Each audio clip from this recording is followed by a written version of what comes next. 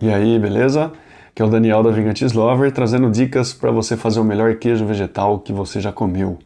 E uma certeza que temos é que existe um ingrediente que ele é comum para todos os queijos vegetais e esse ingrediente é o sal. Mas quanto de sal devemos usar? Qual tipo de sal que eu devo usar? Como que eu uso o sal no meu queijo vegetal? Aí a gente já começa a ter algumas questões, porque uma coisa que parece tão simples assim, ela pode se desmembrar com uma complexidade um pouco maior. E é importante a gente ter atenção em relação a isso, porque às vezes podemos utilizar o sal errado para fazer o nosso queijo vegetal, de repente salgar a nossa massa em um momento errado. Então tem algumas questões que eu queria trazer aqui, pelo menos para que vocês tenham uma atenção um pouco maior e também saibam por optar sobre a maneira de utilizar o sal no seu queijo vegetal, por que vai usar dessa maneira, por que vai usar da outra, quanto que vai colocar de sal, enfim, essas questões. O sal é bem possível que ele tenha sido um dos primeiros temperos a ser usado pela humanidade. Isso ainda na pré-história é possível que a gente já tenha o contato do ser humano com o sal. Em relação a relatos, a algumas coisas mais concretas, isso daí aparece pela primeira vez na China, mais ou menos, 6.000 a.C., no Egito, por volta de 3.000 a.C. também vai ter o uso de sal, que vai ser bem propagado ali naquela região. E talvez uma das coisas mais comuns, que a gente ouça por aí, e esteja no nosso imaginário, inclusive, coisa que todo professor de história acaba contando, é em relação à palavra salário, que ela vem do sal, que era um pagamento feito a legionários da Roma Antiga. Então, eles recebiam um punhado de sal e aí isso ficou conhecido como salarium. E aí vem, até hoje, essa ideia do salário ser algo pago em retribuição a um trabalho prestado, a um serviço prestado, enfim, alguma coisa assim. De qualquer forma, o sal ele é um composto que conta com uma molécula de sódio e uma de cloreto. Então, em outras palavras, ele também é conhecido como cloreto de sódio. E é um composto muito importante. Isso na culinária, claro, isso daí é bem disseminado. A gente tem vários tipos de sais que é possível de ser utilizado. Então, numa cozinha profissional, esse rigor ele acaba se mostrando ali. Então, os chefes, diferentes chefes e tal, eles sempre vão optar por determinado tipo de sal em função da própria comida que eles estão preparando.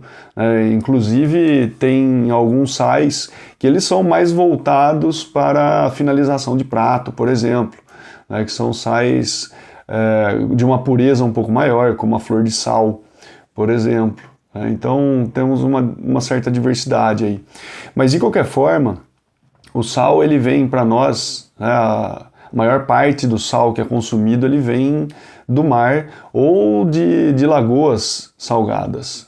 Isso daí existe um trabalho de evaporação para que esse sal ele seja concentrado e depois se ele vai partir para o refino ou vai ser vendido em cristais maiores, quem vai vender é que vai definir mais ou menos isso daí. Mas também, por exemplo, o sal da gema, o sal gema, no caso, não o sal da gema, o sal gema ele vem da terra. Então não só do mar é que vem o sal até as nossas mesas, mas o sal refinado, por exemplo, esse sim, a maior parte dele vem do mar. Agora, por que a gente usaria o sal no nosso queijo vegetal? Então, na verdade, existem alguns motivos para isso acontecer. Primeiro é a questão que já sabemos a resposta, porque estamos temperando o nosso queijo vegetal, a gente quer dar sabor para isso e o sal ele é conhecido também como um enaltecedor de sabor. Tá? E realmente, a nossa língua ela tem receptores que são estimulados pelo sal, e a partir daí o nosso cérebro entende que aquele alimento é salgado e a gente acaba por desfrutar isso daí. Né? Tem uma sensação de prazer quando esses estímulos eles são recebidos pelo cérebro. Né? Então, por conta disso, o sal ele tem uma participação muito importante na comida. E não só. Muitas vezes, não sei se vocês já perceberam, mas quando a gente come alguma coisa salgada, a gente vai ter um estímulo maior no processo de salivação. Né? Ou até mesmo, se quiser ter essa experiência potencializada, é só pegar uma pitada de sal e colocar na boca e você rapidamente vai perceber essa sensação de salivação acontecer. E isso é interessante também na questão da alimentação, porque quando a gente tem uma salivação um pouco maior, o que vai acontecer com aquela comida que está na nossa boca? Ela vai ser inundada com mais água, né? Vamos colocar entre aspas aí, sendo a água a nossa saliva. Então a gente começa a ter uma maior disponibilidade de meio líquido para que alguns compostos que estejam na comida sejam diluídos. E quando eles são diluídos assim, a absorção deles pelo nosso corpo vai ser muito mais fácil. E aí estamos falando da nossa boca, né? Ou seja, a gente tem na nossa língua esses receptores, né, de sabor. E uma vez que esses compostos eles estão diluídos, né, ou dissolvidos, melhor dizendo, em um meio líquido, a gente consegue absorver isso daí muito melhor. Então, dentre outras razões, por essa que o sal ele acaba enaltecendo o sabor da comida. Muitas vezes a gente até ouve isso em relação à culinária, de que o interessante é a gente colocar o sal na medida em que enalteça os sabores, né, e não que fique realmente salgado, justamente para dar esse toque.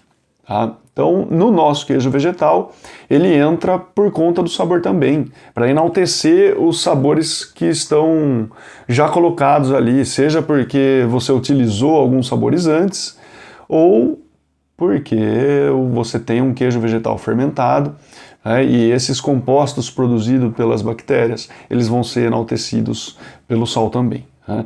Depois, uma outra coisa interessante em relação ao sal, e aí um dos motivos pelo qual a gente usa o sal também, e isso daí, eu acho que pelas aulas de história, na época de Idade Média, coisa assim, vocês devem ter ouvido alguma coisa em relação a isso, que o sal, ele acaba sendo um conservante. Então teve um vasto período da nossa história no qual não existia geladeira, não existia frigorífico, não tinha esse artifício da temperatura, né, da baixa temperatura para conservar os alimentos. Então, uma das maneiras que utilizavam para conservar os alimentos, e aí na Idade Média isso ficou muito mais disseminado, era através da salga. Então, salgavam-se a comida e isso daí conservava um pouco mais. Tá? Ou seja, em outras palavras, o sal ele funciona como uma barreira para o desenvolvimento e proliferação de alguns micro-organismos que podem prejudicar a nossa saúde e podem deteriorar os alimentos. Tá? Então, quando a gente usa o sal no nosso queijo vegetal, de certa forma a gente está protegendo ele também. É claro que o nosso queijo vegetal ele tem outras proteções, tá? Não é só o sal que está ali, mas a própria acidez ela também é um mecanismo de conservação. Tá? A gente tem alguns bioconservadores que são produzidos por bactérias também. Então, o nosso queijo vegetal, se fermentado, então ele acaba tendo pelo menos um poder de conservação muito maior. Mas de qualquer forma, o sal ele vem a ser essa barreira. Ele atua como conservante, porque existem alguns micro-organismos que não toleram o sal. Tá? Então o sal ele aparece como um inibidor de alguns micro-organismos. Outros micro-organismos eles já conseguem tolerar um pouco mais o sal.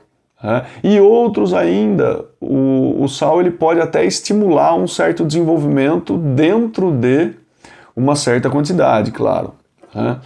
Mas então, por partes, o sal ele acaba sendo uma barreira para muitos micro-organismos deteriorantes, para muitos micro-organismos patógenos, mas para as bactérias produtoras de ácido lático, não.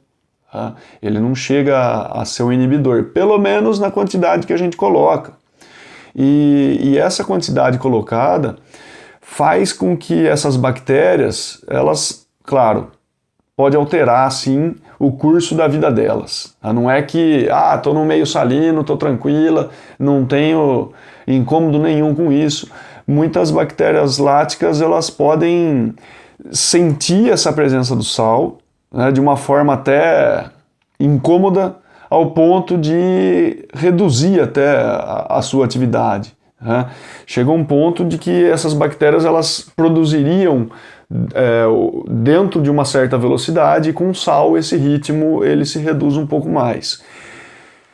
Em outras palavras, então, e isso daqui eu vou amarrar até no final dessa conversa, se você produzir uma massa vegetal, e vamos dizer que ela vai ser fermentada, tá? E você fermentar essa massa vegetal com sal e sem sal, pelo mesmo tempo, é possível que você perceba uma diferença. Então, imagine só, você tem uma mesma massa vegetal que você preparou, você vai dividir isso em dois, e uma você salga e a outra não. Imaginemos também que, obviamente, a gente já inoculou as nossas bactérias para que tenha uma homogeneização aí, para que a gente tenha quantidade de células iguais também, pelo menos parecida para essas duas massas vegetais. E uma você salga e outra não, você pode, ao longo de um determinado período de tempo, você perceber uma diferença na fermentação, ou seja, uma massa a que está salgada, ela tem um caráter de fermentação um pouco mais reduzido do que a massa que não está fermentada. Tá? Então, de certa forma, o sal ele também pode contribuir para o controle da fermentação, de uma certa forma. Tá? Você consegue controlar isso em relação à própria atividade da bactéria daí, se você vai colocar sal antes de uma fermentação ou não, você passa a ter um certo controle aí. E depois, um aspecto muito interessante também do uso do sal no queijo vegetal é que ele promove a secagem também do queijo, tá? E isso daí principalmente por conta da osmose. Não sei se vocês se lembram desse processo das aulas de biologia, mas quando você tem dois meios com uma diferente proporção entre soluto e solvente, então imagina lá, a solução ela é composta por solvente, a água, e soluto, o sal. Vamos imaginar então essa situação. Quando você tem dois meios que essas concentrações elas são diferentes, você tem um maior soluto ou mais sal em um meio e no outro não, qual que vai ser a tendência? Bom, a tendência é o equilíbrio. Tá? Então, o que vai acontecer? Você vai ter a transferência de água de um meio com menos soluto para o meio que tem mais soluto, ou seja, a ideia é que essa quantidade de água que está sendo transferida para esse meio que tem mais sal é para que ele acabe se dissolvendo. Então, quando a gente faz a salga de um queijo vegetal, por exemplo, a gente vai promover essa secagem nessa medida, em que o sal ele consegue retirar um pouco dessa água.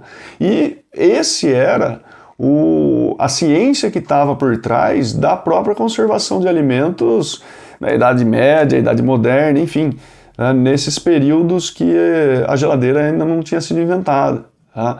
É através dessa desidratação do alimento que a gente conseguia dar uma conservação um pouco maior, tá? E isso está ligado à necessidade de atividade de água, ou a necessidade de água para os micro-organismos eles se desenvolverem, tá? Então, quanto mais água disponível, quanto mais água livre a gente tem num alimento, ou seja, maior é a atividade de água, então a gente vai ter uma propensão maior de propagação de micro-organismos, tá? Porque eles têm condições para estarem ali, né? A água é fundamental para eles. Então, quando você retira parte dessa água, você está, de certa forma, deixando aquele meio um pouco mais hostil para alguns micro-organismos. E quando a gente faz isso no queijo vegetal, né, quanto mais ele vai curando, ou quanto mais ele vai secando, quanto mais água ele perde, ele vai se conservando um pouco mais, né? Ou pelo menos a probabilidade de a gente ter contaminações acaba sendo cada vez menor por conta de uma menor quantidade de água que a gente vai tendo ao longo de uma maturação, tá? E é com base nesse princípio que o sal também ele promove uma formação de casca, tá? Então, olha só que interessante. Se você já viu vários queijos vegetais que, depois de um período de maturação, eles ficam com uma casquinha linda de se ver em foto, né? A gente corta ele ali e a hora que você tem o pedaço do queijo vegetal aqui, tem tipo uma cortiça, né, fazendo o perímetro dele, que ela é mais escura, tem uma densidade maior, né? E isso é em função da própria perda de água, porque a perda de água ela se dá pela superfície, certo? Então, se o queijo vegetal está perdendo água pela superfície, né, o centro dele, até que ele perca essa água do centro, vai demorar muito mais. Então, é nessa superfície que a gente começa a ter uma redução na quantidade de água e, portanto, uma densificação um pouco maior daquela massa, né? E com isso, a gente consegue garantir também uma conservação maior. Olha só como todos esses pontos que eu tenho falado até agora, eles se entrelaçam, né? Faz muito sentido a gente pensar nisso. Como que o sal ele consegue conectar tanto a perda de água, quanto o efeito conservante dele, a formação da casca, né, a promoção da desidratação, ou seja, está tudo interligado aí, né? Agora, quanto de sal que a gente usa? Nossa, e aí aquela resposta que é a melhor de todas, né? Depende. Depende do queijo vegetal que está sendo feito. Porque cada queijo ele tem mais ou menos uma quantidade de sal. Tem queijos mais salgados, queijos menos salgados, tá? Se você pensar num queijo mais fresco, ele pode ser menos salgado. Se você pensar num Roquefort, por exemplo, já tem uma carga de sal um pouco maior. Então vai depender um pouco. E o mais interessante de tudo, como é você que está fazendo o seu queijo vegetal, você coloca a quantidade de sal que você achar que deve ter, tá? Que vai ficar aprazível aos seus receptores de sabor. Esse é que é o ponto. Mas, claro, a gente tem um espectro da coisa, né? Não vamos também colocar, sei lá, o tanto de sal. Mas isso daí gravita mais ou menos em torno de 1% até... Se vocês pegarem literatura, tá? Livros de produção de queijo, e aí informações, né, e técnicas de produção de queijo tradicional, tá? Porque a queijaria vegana ela se espelha bastante em relação a essa queijaria tradicional, né, em relação a técnicas para realmente produzir algo que se aproxime dos queijos tradicionais, né? Então, se você for a essa literatura, tiver acesso a isso, você vai perceber que o sal ele está sendo indicado em ser colocado de 1 a 5%, não mais do que isso, tá? Em relação ao peso do queijo vegetal. Então você pode calcular isso em termos de porcentagem.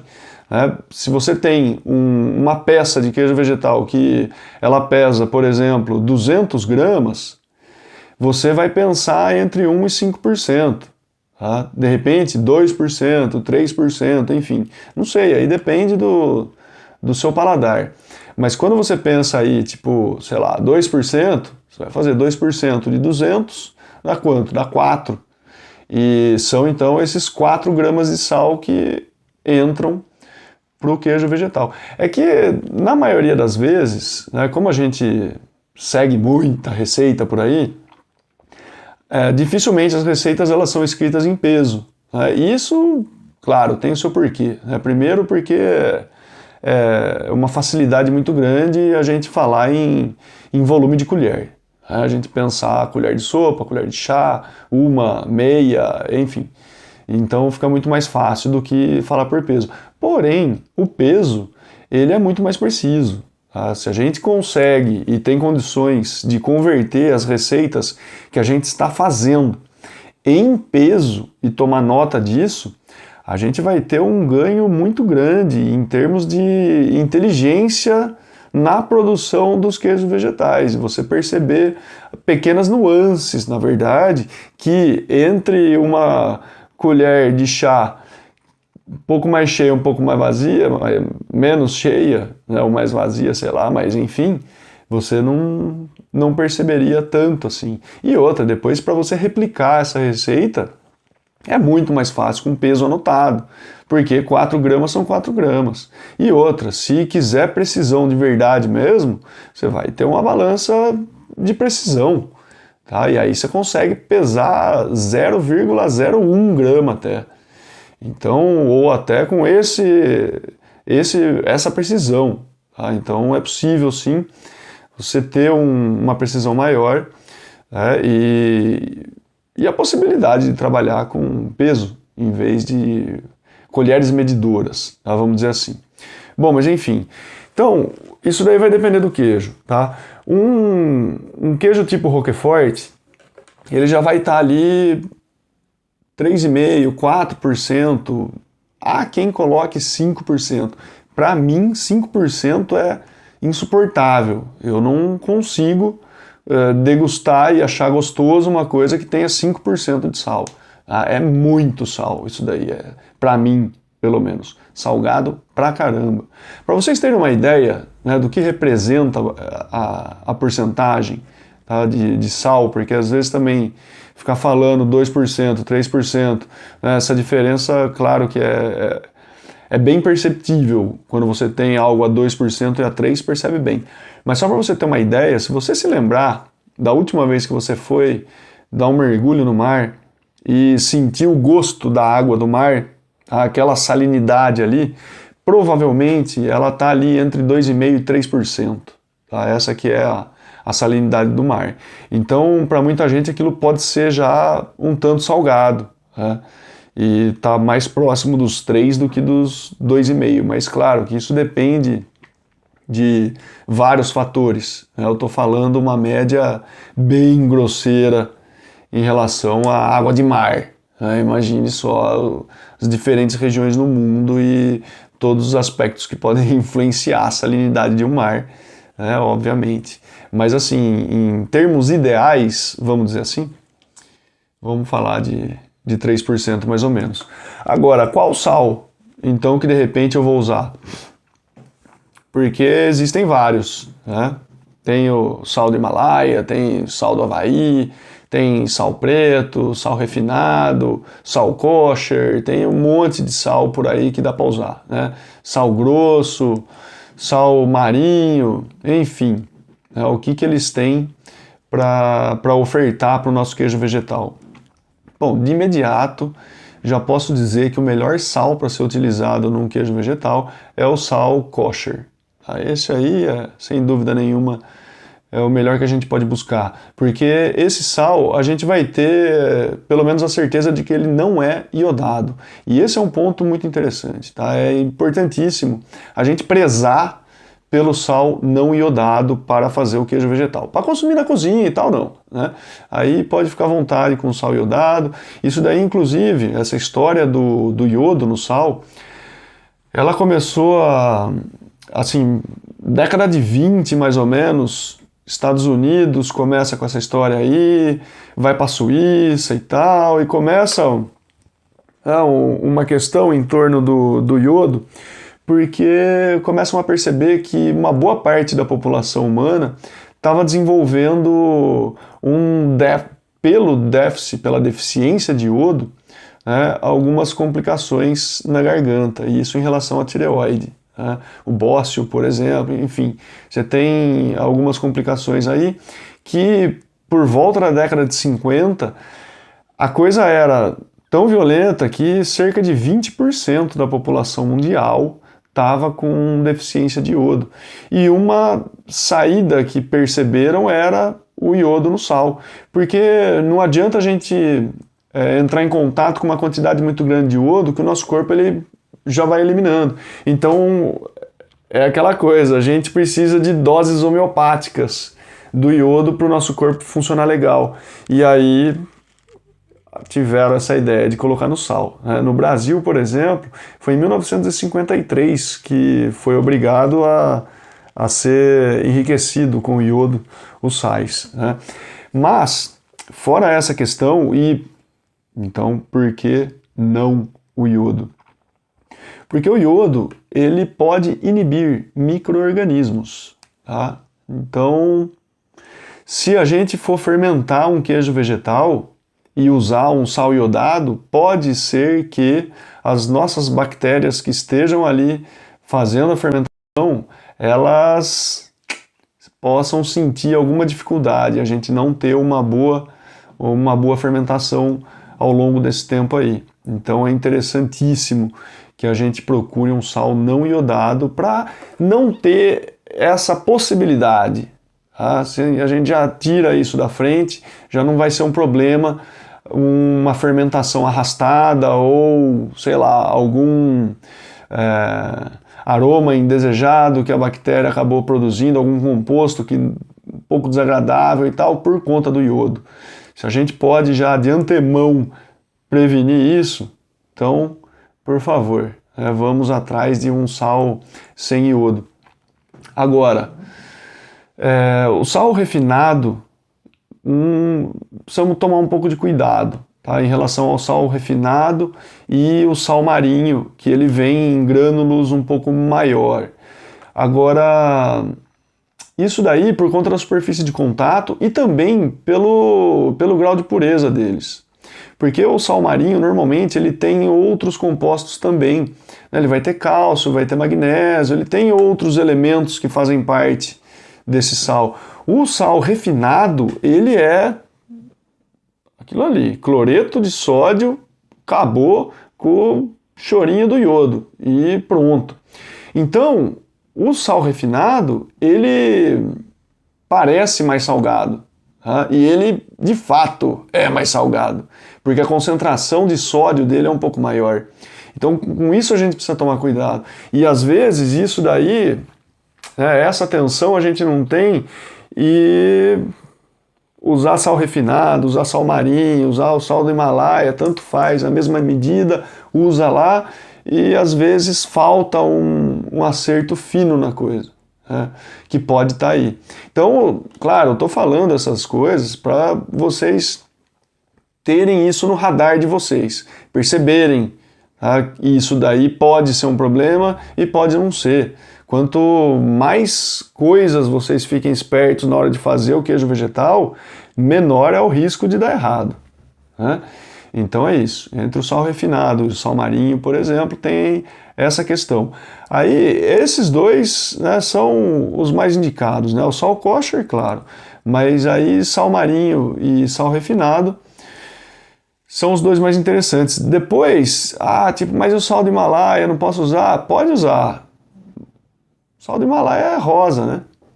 Então, será que não vai ficar uns pontinhos cor-de-rosa no seu queijo vegetal ali? De repente você não sabe se é um pedacinho de sal que não se dissolveu, se é uma contaminação que está surgindo, ou às vezes é uma contaminação que você acha que é sal e deixa quieto.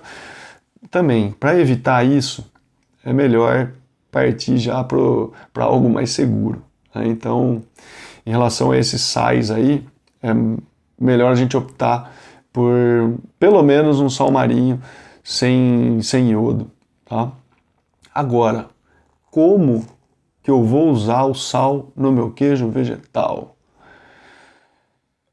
A forma mais disseminada do uso do sal é quando você vai fazer a massa, tá misturando os ingredientes, o sal ele tá entrando ali. Ele entra junto, se dissolve no meio daquela coisa, tá? E realmente, essa é uma forma de usar o sal que vale muito a pena, porque a gente tem uma distribuição muito mais homogênea dele e depois a gente também tem a segurança de que aquela quantidade que foi usada, ela foi incorporada, tá? Porque tem uma outra técnica de uso de sal, que é você salgar o seu queijo vegetal depois que ele foi desenformado. Então imagina só, isso daqui eu estou falando muito mais para queijos vegetais fermentados, tá?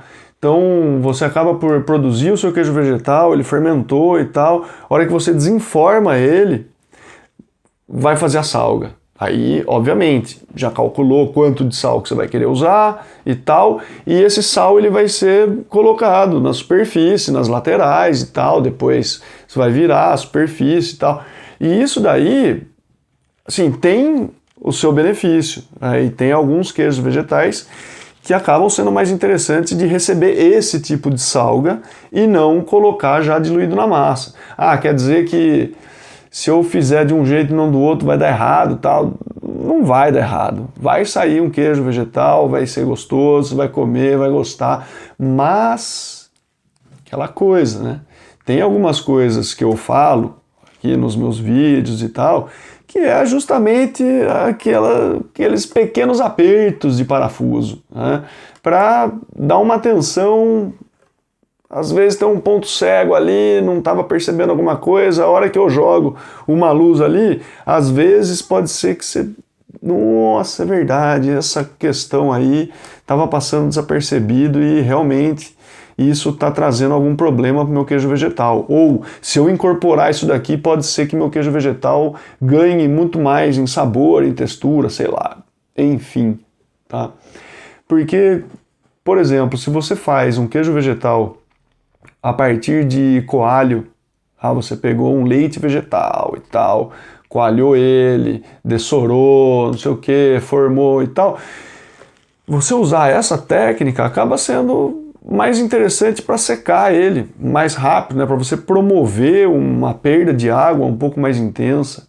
E esse sal ele vai penetrar. Pode ficar tranquilo que através da difusão, né, que é um outro processo, né, do mesmo jeito que você tem a osmose, né, para líquidos, né, essa passagem de líquidos aí, você tem a difusão que diz respeito aos sólidos, né? Então o sal, enquanto uma partícula sólida, a hora que ele entra em contato com essa superfície, a tendência dele é migrar para regiões que não tenham essas partículas aí, né? Então você vai ter essa migração aí, acaba sendo interessante. E depois, uma outra maneira de você utilizar o sal é através da salmoura, tá? E em relação à salmoura, algumas possibilidades existem. Bom, primeiro falando de salgar o nosso queijo vegetal, tá? Você pode ter a sua peça ali, só que essa técnica, ela já é um pouco mais delicada, né? Você precisa estar bem mais seguro da sua peça ali, de quão firme ela tá, porque é uma técnica de imersão, ou seja, você vai imergir o seu queijo vegetal numa água com sal e vai deixar ele ali por um tempo, tá? E isso daí, se o seu queijo vegetal não tiver a firmeza suficiente, ele vai começar a dar uma desintegrada, tá?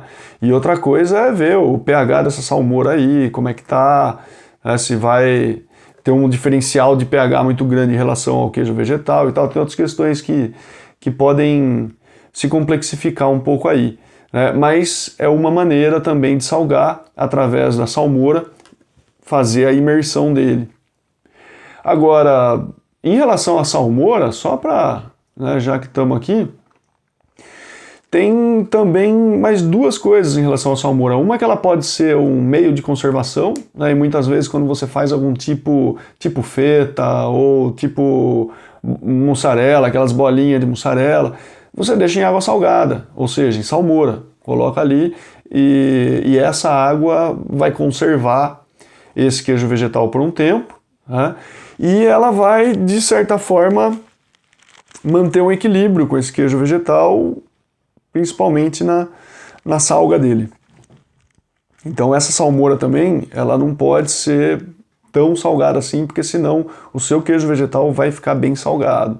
E isso daí é fácil de perceber em relação a algumas conservas que às vezes a gente compra, né? Às vezes você vai no mercado, pede ali, vê para mim 150 gramas dessa azeitona aí. O cara vai lá, pesca a azeitona, põe para você, a hora que você leva em casa, você vai comer, nossa senhora, salgada para o diabo. Salmoura forte. Salmoura tá forte. Como é que você faz? Agora, vai lavar a azeitona? Não precisa. Você coloca ela numa salmoura bem mais fraca, né, para ela perder um pouco desse sal. Então o sal ele vai caminhar entre o meio e o que está inserido nele, né, imerso nessa solução, por exemplo. E depois a própria salmoura para lavar a casca, né, porque quando você está lavando a casca de um queijo vegetal, o que acontece ali é você colocar um pouco de sal também. É água com sal que você está colocando ali. E aí, a hora que essa água se evapora, o sal ele permanece. E é ele que vai puxar um pouco dessa água de dentro do queijo vegetal. Olha que interessante. Né? E é aí que você consegue ter uma casquinha um pouco diferenciada. Tá? Mas em relação a casca do queijo vegetal, lavagem de casca e tal, vamos deixar esse assunto para outra hora. Espero que tenha elucidado algumas questões e que de repente vocês revejam até, principalmente o sal que vocês estão usando e a forma como vocês vão usar o sal no seu queijo vegetal. Até a próxima!